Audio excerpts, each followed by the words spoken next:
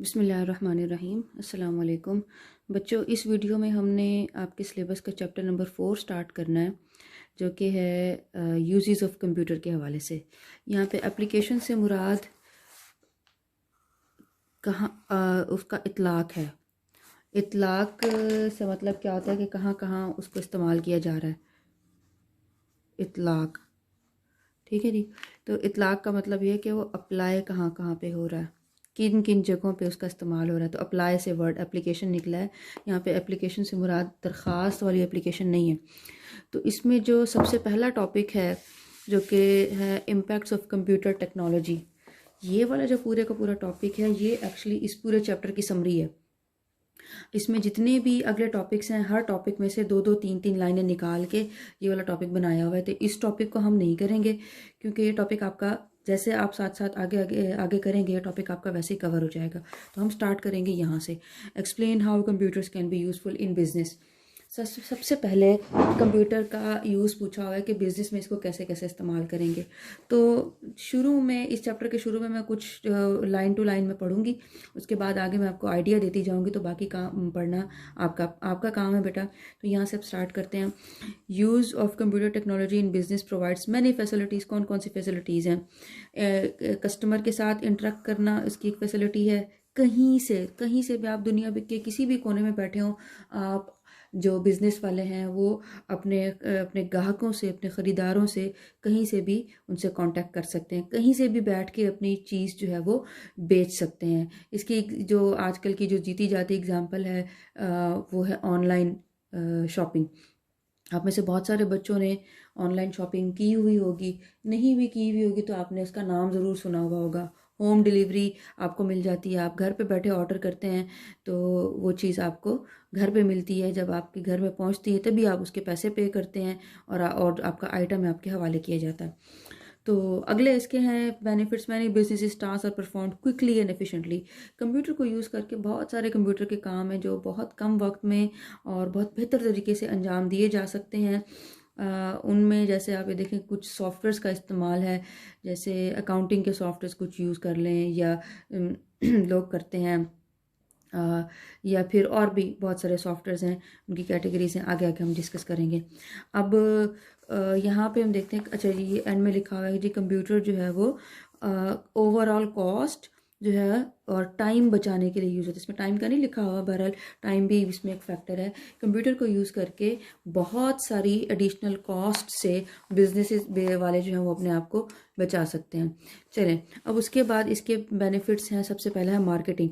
Marketing से क्या मुराद है? अपनी चीज़ों की तशहीर करना कंप्यूटर के थ्रू अपनी चीज़ों की तशहीर करना, उनकी जो इंफॉर्मेशन है मैक्सिमम लोगों तक पहुंचाना। तो इसमें क्या लिखा हुआ है? Marketing application provide information about the products to customers. तो मार्केटिंग एप्लीकेशन क्या करती हैं? प्रोडक्ट्स की इन्फॉर्मेशन पहुंचाती हैं। अगर आप में से कुछ लोग इंटरनेट यूज़ करते हैं तो बच्चों, आप लोगों ने जो गेम्स कुछ बच्चों ने की हुई होंगी, या कुछ ऐसी ऐप्स की हुई जिनमें एड्स चल रहे होते हैं, तो वो एड्स क्या हैं? वो एक्चुअली डिफरेंट प्रोडक्ट्स की मार्केटिंग हो रही है, कि उसकी मार्केटिंग की जाती है, डिफरेंट लोगों तक उसके बारे में पहुंचाया जाता है। अब वो जो ऐड आप जो उसके ऊपर व्यू करते होंगे, वो बहुत सारे ऐड्स ऐसे होते होंगे जो आप पहली बार उसी गेम के थ्रू ही देख रहे होंगे, आपको उससे पहले पता नहीं होगा। तो अगर मिसाल के तौर पे हम ये करते हैं कि एक गेम को आप प्ले कर रहे हैं और उसके दरमियान में और गेम का ऐड आ जाता है, तो अगर आपको वो दूसरी एडवर्टीजमेंट वाली गेम अच्छी लगती है तो आप उसको भी इंस्टॉल कर लेते हैं। तो उससे क्या होगा? जिसने ऐड चलाया है उस गेम का, उसको इसका फ़ायदा हो जाएगा। आगे है computer is also used to manage distribution system. Distribution system को मैनेज करने के लिए यूज़ होता है।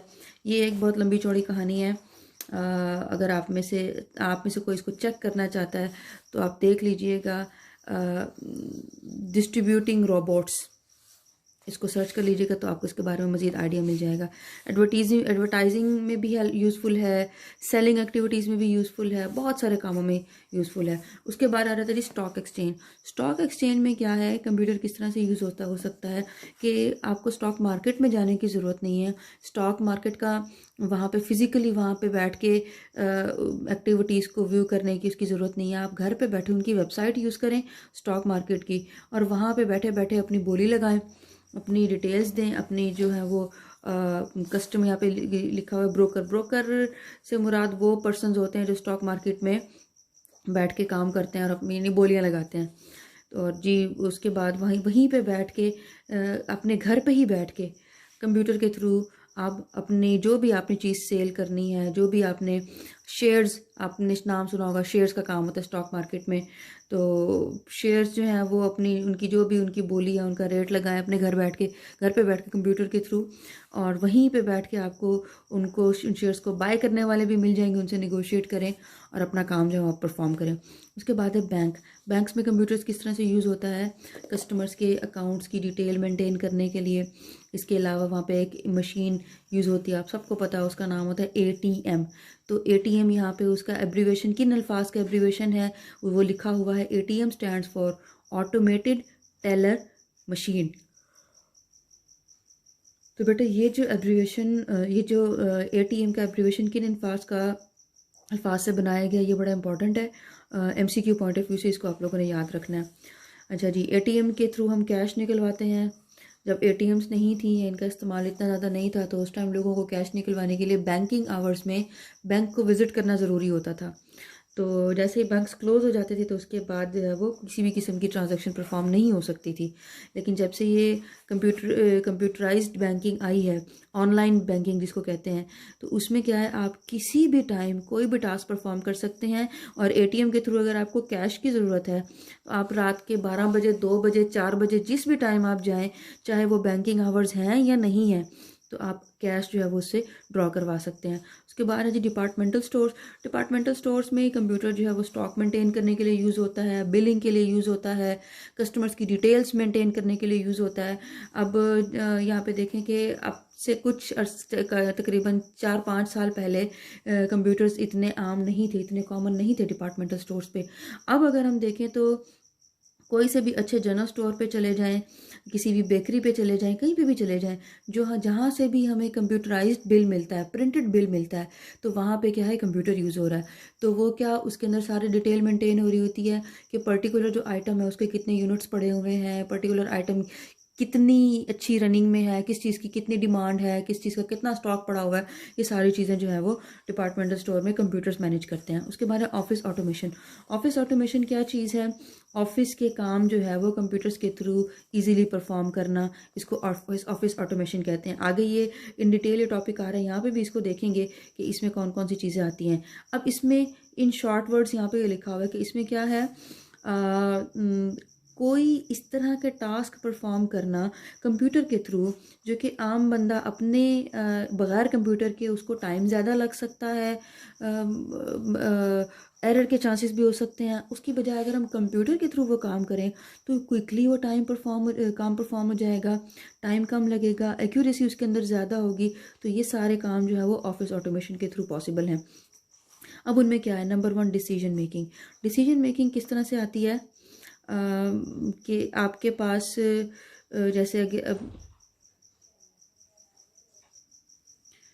जैसे आपके पास कोई कंप्यूटर है, उस कंप्यूटर में आप डिफरेंट चीज़ों का रिकॉर्ड मेंटेन कर रहे हैं।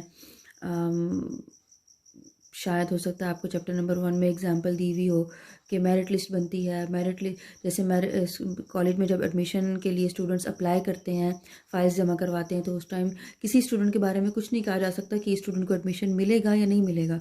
लेकिन कंप्यूटर को यूज़ करके, कुछ सॉफ्टवेयर को यूज़ करके जब मेरिट लिस्ट बनती है तो उसके बाद हम डिसीजन ये कर सकते हैं कि इस पर्टिकुलर स्टूडेंट को एडमिशन मिलना है और इस स्टूडेंट को एडमिशन नहीं मिलना।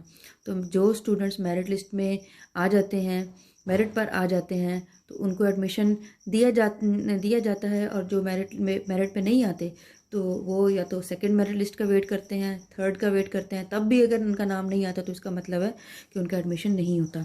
इसके अलावा डाटा मैनिपुलेशन है। आप ऑफिस में कंप्यूटर के थ्रू डाटा के ऊपर किसी भी किस्म के चेंजेस परफॉर्म कर लें, कैलकुलेशन उसके ऊपर अप्लाई करें, वगैरह वगैरह। डॉक्यूमेंट हैंडलिंग, डॉक्यूमेंट्स कंपोज करें, उनकी प्रिंटिंग करें, उनकी चेंजिंग करें, एडिटिंग करें, वगैरह वगैरह। कम्युनिकेशन एंड स्टोरेज, डाटा को एक जगह से दूसरी जगह कम्युनिकेट करें। मसलन कोई अर्जेंट डॉक्यूमेंट है, आपने किसी दूसरी जगह भेजना है, उसको ईमेल कर दें, या फिर आपने परमानेंटली अगर अपने रिकॉर्ड में रखना है तो उसको अपने पास सेव करके रख दें। अब उसमें मज़ीद और डिटेल है, डॉक्यूमेंट मैनेजमेंट सिस्टम। ये डॉक्यूमेंट हैंडलिंग से ये आगे ये टर्म आ रही है, डॉक्यूमेंट मैनेजमेंट सिस्टम। इसमें क्या क्या होता है, इसमें वर्ड प्रोसेसिंग टाइप के सॉफ्टवेयर होते हैं। वर्ड प्रोसेसिंग जो कि हमारी इस बुक का चैप्टर नंबर 8 है, इसमें आप लोग देखेंगे कि ये क्या चीज़ है। डेस्कटॉप पब्लिशिंग से मुराद ये है कि आप अपने कंप्यूटर से कोई भी डॉक्यूमेंट बना के उसको पब्लिश करें। पब्लिश किस तरह से करें? इंटरनेट के ऊपर पब्लिश करें या फिर कंपोज वगैरह करके आप कहीं पर। अच्छा, इसके बाद रेप्रोग्राफिक ये सारी की सारी चीज़ें आगे आ रही हैं, तो यहाँ पे हम इसको नहीं देखते। यहाँ पे देखें, यहाँ इनकी डिटेल आ रही है। वर्ड प्रोसेसिंग ऐसे सॉफ्टवेयर्स हैं जिनके थ्रू हम लेटर्स या फिर रिपोर्ट्स या फिर ब्रोशर्स या फिर कार्ड्स, कुछ इस तरह की चीज़ें हम जो है वो कंपोज कर सकते हैं। इसमें सिर्फ लेटर्स नहीं आते, बुक्स भी। जैसे आप लोगों की ये बुक है, ये पूरी की पूरी बुक ये वर्ड प्रोसेसर सॉफ्टवेयर के थ्रू कंपोज की हुई है। और दुनिया का सबसे मशहूर वर्ड प्रोसेसिंग सॉफ्टवेयर है वो है MS वर्ड। और यही आपकी बुक का चैप्टर नंबर 8 है। यहाँ पे आके हम इसको डिटेल से देखेंगे। उसके बाद है जी डेस्कटॉप पब्लिशिंग में क्या है कि हम कलरफुल अट्रैक्टिव से अच्छे अच्छे किस्म के डॉक्यूमेंट्स हम बना के उनकी पिक्चर्स लें। जैसे ये पम्फलेट्स होते हैं, ठीक है, तो इसको डेस्कटॉप पब्लिशिंग कहते हैं। वो पब्लिशिंग हम इंटरनेट के ऊपर भी कर सकते हैं। मज़े मज़े की पिक्चर्स एडिट करके हम कहीं पे लगा दें, कुछ डिस्क्रिप्शन कुछ इन्फॉर्मेशन उसके साथ ऐड कर दें, या फिर उनका प्रिंट लेके कमर्शियल यूज़ के लिए, एक पर्पस के लिए इसको यूज़ करें।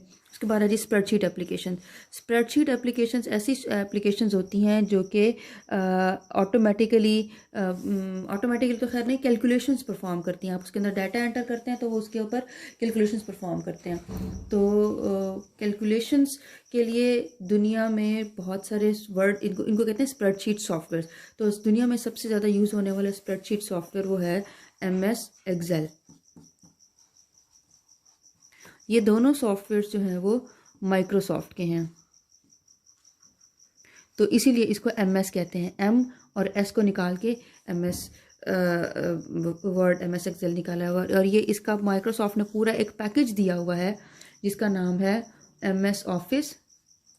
और ये जो MS वर्ड और MS एक्सेल हैं, ये दोनों MS ऑफिस का पार्ट हैं। तो बहरहाल इसको मज़ीद डिटेल से भी हम आगे देखेंगे। अब यहाँ पे आगे देखें मैसेज हैंडलिंग सिस्टम। तो कंप्यूटर्स के थ्रू हम किसी भी एक ऑफिस में मैसेजेस की फ्लो जो है उसको कंट्रोल कर सकते हैं। जैसे आप देखें, हो सकता है आप में से किसी को पता हो या किसी के फैमिली मेम्बर अगर जिनकी जॉब है, तो कम्युनिकेशन किस तरह से होती है। आजकल ज़्यादातर कम्युनिकेशन होती है ईमेल्स के थ्रू। तो ईमेल्स में क्या होता है, वो एक्चुअली कोई ना कोई मैसेज ही होता है, कोई ऑर्डर होता है, कोई इंस्ट्रक्शंस होती हैं। तो कोई इंस्ट्रक्शन हमें अगर रिसीव होती है, हम उसको पढ़ते हैं और फिर उसके बाद उसका कोई अगर रिक्वायर्ड जवाब होता है तो वो भी हम फिर उसको ईमेल्स के थ्रू वापस भेजते हैं। तो वो ये सारा काम पॉसिबल है कंप्यूटर्स के थ्रू। ऑफिस सपोर्ट सिस्टम, तो इसमें क्या है कि डिफरेंट ऑफिस के अंदर डिफरेंट वर्क ग्रुप्स बना दें। वर्क ग्रुप से मुराद फिजिकल वर्क ग्रुप्स नहीं, कंप्यूटर के ऊपर ग्रुप्स बना दें। इस ग्रुप के ज़िम्मे ये काम है, इस ग्रुप के ज़िम्मे ये काम है, और फिर वो अपने एक्सपीरियंसेस एक दूसरे के साथ शेयर करें, अपना नॉलेज अपना डाटा एक दूसरे के साथ शेयर करें, जिससे जो है वो उनका काम आसान हो। जैसे आप लोग ये देखें, और नहीं तो नादरा ऑफिस में तो हो सकता है आप में से कोई ना कोई गया हुआ होगा। नहीं गया हुआ तो जो आप में से जिनके बड़े बहन भाई हैं या पेरेंट्स हैं, आप उनके साथ डिस्कस करें। तो वहाँ पे क्या होता है, नादरा में सबसे पहले जैसे ही आप एंटर होते हैं तो आपकी पर्ची बनती है, ठीक है। आप एंट्री कराते हैं, आपको एक नंबर दिया जाता है। उसके बाद अगले काउंटर पे आपको भेज दिया जाता है। उस काउंटर से आपकी इन्फॉर्मेशन ली जाती है, रिक्वायर्ड डॉक्यूमेंट्स लिए जाते हैं। फिर वहाँ से फिर आपको मूव करके फिर उसे अगले काउंटर पे भेज दिया जाता है। तो ये एक सीरीज़ ऑफ स्टेप है जहाँ पे हो सकता है आपकी एक जगह पे आपकी पिक्चर बनती है, फिर एक उसी काउंटर से आपके जो फिंगरप्रिंट्स हैं वो स्कैन होते हैं, फिर उससे अगले काउंटर पे भेजा जाता है। वहाँ से आपकी मज़ीद जो है वो चीज़ों की डॉक्यूमेंट्स की वेरिफिकेशन होती है, स्टैंप वगैरह लगती है। तो ये करते कराते डिफरेंट जो है वो आपका डिफरेंट स्टेप से गुजर के आपका काम परफॉर्म होता है। तो उसमें होता क्या है कि लोगों को उस ऑफिस के जो वर्कर्स हैं, उस ऑफिस के जो ऑफिसर्स हैं, उनके पास सबके पास अलग अलग कंप्यूटर्स हैं, सबको अलग अलग टास्क दिया हुआ है और सबको उनको आपस में एक दूसरे से कनेक्ट किया हुआ है। तो इसको हम कहते हैं ऑफिस सपोर्ट सिस्टम। बैंक्स में भी तकरीबन ऐसे होता है, और भी बहुत सारे ऑर्गेनाइजेशन हैं जहाँ पे इस तरह वर्किंग जो है वो चलती है। उसके बाद अगला क्वेश्चन बेटा आ रहा है कि मेडिकल फील्ड में कंप्यूटर किस तरह से यूज़ हो रहा है। मेडिकल फील्ड में कंप्यूटर के बहुत ज़्यादा इस्तेमाल है, बहुत ज़्यादा इसके यूजेस हैं।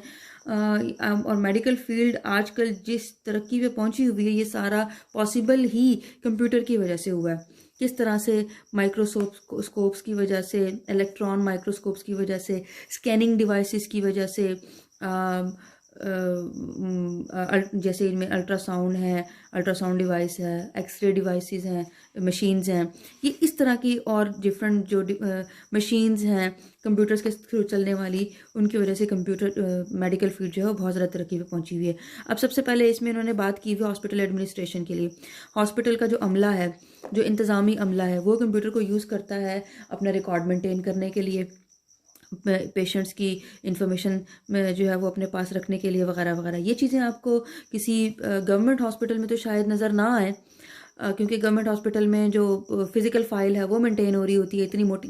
खुदा ना खास्ता अगर आपकी फैमिली में से किसी कोई हॉस्पिटल में एडमिट रहा हो तो आपने देखा होगा कि इतनी मोटी एक फ़ाइल होती है जिसके साथ पता नहीं कितने को 10-12 डॉक्यूमेंट्स लगे हुए होते हैं, तो वो सारा उसके ऊपर इंफॉर्मेशन मेंटेन हुई होती है। जो प्राइवेट हॉस्पिटल्स हैं वो अपने पेशेंट्स की डिटेल जो है वो इसके थ्रू, कंप्यूटर्स के थ्रू मेंटेन करते हैं। उसके बाद आगे है रिकॉर्ड मेडिकल हिस्ट्री।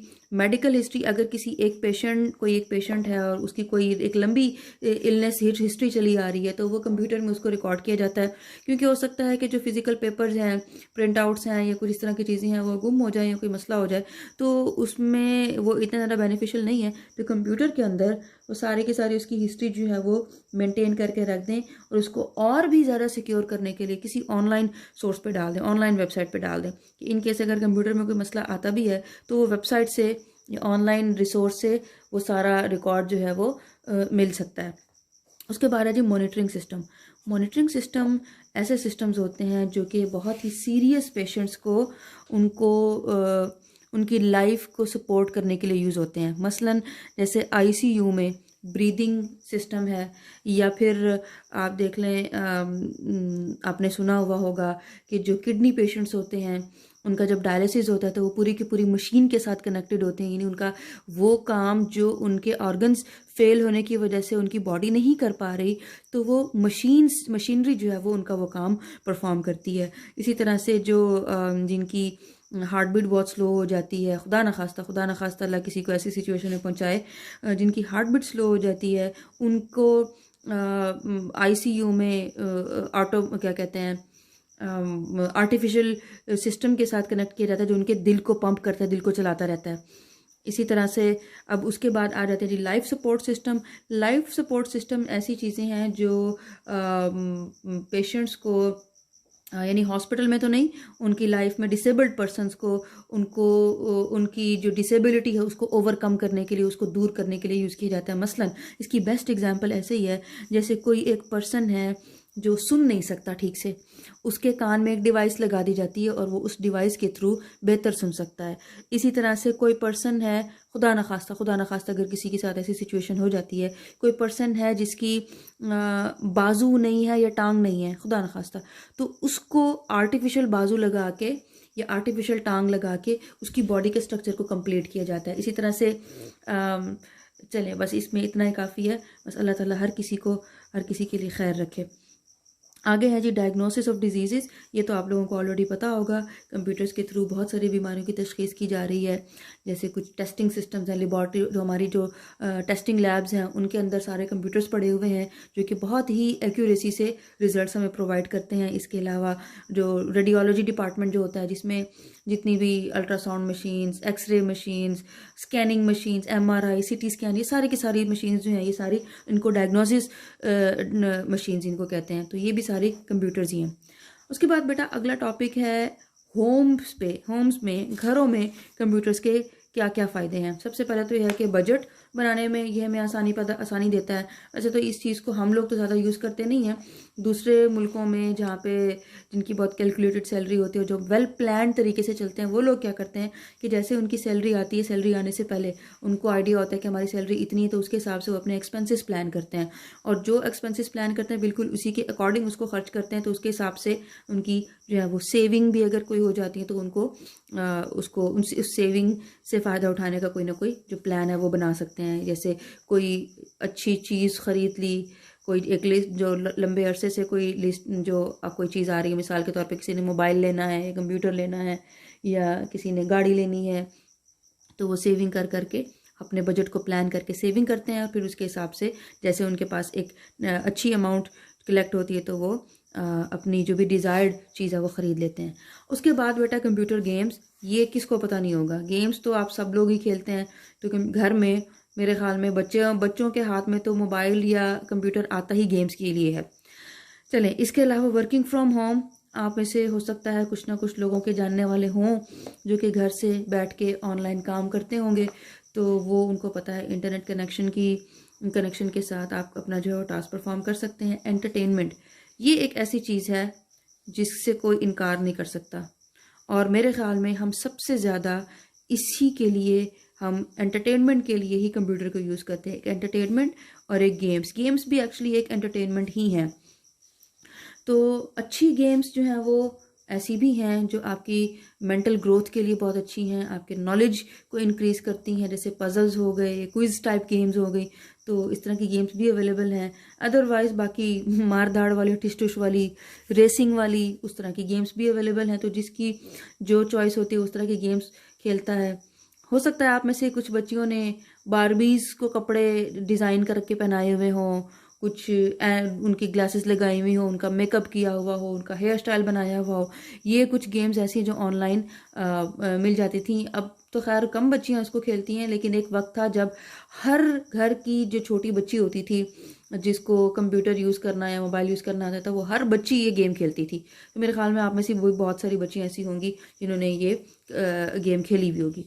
उसके बाद है जी इन्फॉर्मेशन। घर पे बैठ के किसी भी जगह की इन्फॉर्मेशन लेने के लिए कंप्यूटर जो है वो यूज़ हो सकता है। अब वो इन्फॉर्मेशन जो है वो न्यूज़ की फॉर्म में हो सकता है, बुक्स की फॉर्म में हो सकता है, कुछ किसी सेमिनार के हवाले से हो सकता है, कुछ भी हो सकता है, कोई भी इन्फॉर्मेशन। जैसे अब देखें, अब आप लोग घर पे बैठे इन्फॉर्मेशन आपको मिल जाती है, कॉलेज की वेबसाइट है, वेबसाइट को आप विज़िट करें, कोई नई डिटेल है वहाँ पे मौजूद होगी, आप लोग वो देख लेंगे। अच्छा जी, उसके बाद है जी चैटिंग। आप घर पे बैठ के इंटरनेट को यूज़ करके, कंप्यूटर को यूज़ करके चैटिंग कर लें। इसकी बेस्ट एग्जांपल है व्हाट्सएप के थ्रू आप किसी से भी बात कर लें। वो जो दूसरा पर्सन है वो आपके अपने घर में हो सकता है, या आप अपने मोबाइल से बहन के मोबाइल पे या भाई के मोबाइल पे आप कोई मैसेज सेंड कर दें व्हाट्सएप के थ्रू, या फिर वो दूसरे शहर में भी हो सकता है, दूसरे मुल्क में भी हो सकता है। तो चैटिंग जो है वो आप कंप्यूटर के थ्रू एक जगह से बैठ के दुनिया के किसी भी कोने में आप आराम से चैटिंग जो है वो परफॉर्म कर सकते हैं। अब उसके बाद अगला जो टॉपिक है वो वेरी इंपॉर्टेंट टॉपिक है। अब इसका आपको अंदाज़ा होगा अब कि कंप्यूटर का एजुकेशन में क्या रोल है, क्या यूज़ है उसका। तो हम देखें कि एजुकेशन में कंप्यूटर बहुत ज़्यादा यूज़ अब होने लगा है। इससे पहले शायद इतना ना यूज़ होता हो। लॉकडाउन की वजह से कंप्यूटर्स अब इतना यूज़ हो रहा है, यानी जिन लोगों को ऑनलाइन एजुकेशन का, व्हाट्सएप का, यूट्यूब का इसका नॉलेज नहीं भी था, तो वो भी अब इन सारी चीज़ों को यूज़ कर रहे हैं। जिन आप में से जिन स्टूडेंट्स के छोटे बहन भाई स्कूलों में होंगे तो उनको पता होगा कि जूम के ऊपर उनकी क्लास होती होगी, या फिर उनको कुछ ऐप्स दी हुई होंगी कि आपने यहाँ से अपनी क्लासेस जो हैं वो अटेंड करनी है वगैरह वगैरह। तो ये सारे का सारा कंप्यूटर की वजह से ही पॉसिबल है। तो उसमें सबसे पहले एक चीज़ दी हुई है CBT। CBT stands for computer based training. तो कंप्यूटर बेस्ड ट्रेनिंग ऐसी ट्रेनिंग है, ऐसी लर्निंग है जिसमें कंप्यूटर्स की मदद से लोगों को तालीम दी जाती है। मसलन उसमें वीडियो लेक्चर्स आ सकते हैं, जैसे अभी आप लोग ये वीडियो लेक्चर देख रहे हैं, तो ये भी एक्चुअली क्या है, ये CBT है, कंप्यूटर बेस्ड ट्रेनिंग है। या फिर कुछ इस तरह का सॉफ्टवेयर जो है वो लोगों को दे दिया जाए जिसको यूज़ करके लोगों के नॉलेज में इजाफा हो सकता है। ठीक है जी। अब उसके बेनिफिट्स लिखे हुए हैं, बेनिफिट्स बेटा ये आप लोग खुद देख लीजिएगा। बहरहाल एक दो मोटे मोटे बेनिफिट्स मैं आपको बता देती हूँ कि इसका सबसे बड़ा फ़ायदा ये है कि आप अपने घर पे बैठ के किसी भी टाइम और किसी भी जगह से बाउंड हुए बगैर अपने घर पे बैठ के किसी भी टाइम अपना लेक्चर जो है वो देख सकते हैं, अपने एजुकेशन जो है वो उसको जारी रख सकते हैं। ठीक है जी। और उसके बाद दूसरा इसका बेनिफिट ये है कि जो आपको ऑनलाइन सोर्सेज के थ्रू जो एजुकेशन मिलेगी, जैसे आप देखें कि ये वीडियो है, ये वीडियो आप जब तक चाहें इसको देख सकते हैं, जितनी बार चाहें देख सकते हैं। लेकिन जो आप लोगों का कॉलेज में जो लेक्चर होगा वो सिर्फ एक बार ही कंडक्ट होगा, तो वो उसका कहीं पे कोई रिकॉर्ड नहीं होगा सिवाय हमारे जो कंधों पे बैठे किरामन कातिबीन है। तो वो तो सारी सी बात है, अब उनसे तो हम वो डाटा नहीं ना ले सकते, उनसे डाटा तो अल्लाह ताला ने लेना है। तो ये वाला जो वीडियो रिकॉर्ड है, ये वीडियो रिकॉर्ड तो यूट्यूब के ऊपर भी पड़ा हुआ है, चाहे तो आप इसको डाउनलोड कर लें, चाहे तो आप इसको फॉरवर्ड कर लें, चाहे तो आप इसको देख के रख दें, डाउनलोड ना करें, क्योंकि यूट्यूब के ऊपर तो ये पड़ा हुआ है। जब तक कि मैं इसको डिलीट नहीं कर लूँगी तब तक ये वीडियो यहाँ पे पड़ी हुई है। ठीक है जी। अच्छा, लेकिन इसका एक नुकसान ये है कि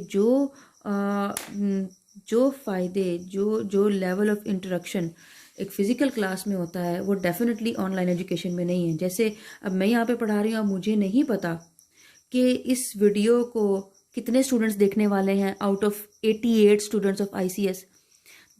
लेकिन जब कॉलेज में जो क्लास होती है तो उसमें ही हमें 100% एश्योरिटी होती है कि हमारे मैक्सिमम बच्चे हमारे सामने बैठे हैं, हम बच्चों के जो फेशियल एक्सप्रेशंस हैं उनको देख सकते हैं, उनकी जो डायरेक्ट क्वेश्चंस हैं उनको आंसर कर सकते हैं, उनके प्रॉब्लम सॉल्व कर सकते हैं। तो ये जो इश्यूज़ हैं ये ऑनलाइन एजुकेशन में या कंप्यूटर बेस्ड एजुकेशन में इसमें नहीं मिल सकता। अब आगे देखें computer aided learning. Computer aided learning ये ऐसी लर्निंग है जो कि कंप्यूटर के थ्रू जो है वो मिलती है। मसलन उसमें किसी भी किस्म का कोई टीचिंग मटेरियल, कोई हैंड आउट्स, कोई सॉफ्ट कॉपीज़ जो है वो प्रोवाइड कर दी जाती हैं और उनसे जो है वो जैसे आपने देखा होगा पीडीएफ डॉक्यूमेंट्स आपके मोबाइल में आप अक्सर आते होंगे, कोई ना कोई लिस्ट आ गई, कोई ना कोई शेड्यूल आ गया। आपने शायद ना देखा हो क्योंकि आप लोग अभी छोटे बच्चे हैं, जो बीएस के स्टूडेंट्स हैं या बीएससी के स्टूडेंट्स हैं या एडीपी के स्टूडेंट्स हैं उनको इस तरह की चीज़ों का आइडिया होगा। बहरहाल कहीं ना कहीं पे तो व्हाट्सएप पे तो आपके पास कोई ना कोई पीडीएफ फाइल तो आई ही होगी। तो उसके थ्रू क्या है, हम कंप्यूटर्स के थ्रू लोगों को टीचिंग मटेरियल प्रोवाइड करें या लर्निंग मटेरियल प्रोवाइड करें, या फिर उसके साथ मल्टीमीडिया कनेक्ट करके बहुत सारे लोगों को सामने बिठाएं और उनको मल्टीमीडिया के ऊपर जो भी एक्टिविटीज़ हैं वो परफॉर्म करके दिखाएं कि ये काम ऐसे होता है, ये ऐसे होता है। इसको हम कहते हैं कंप्यूटर एडेड लर्निंग।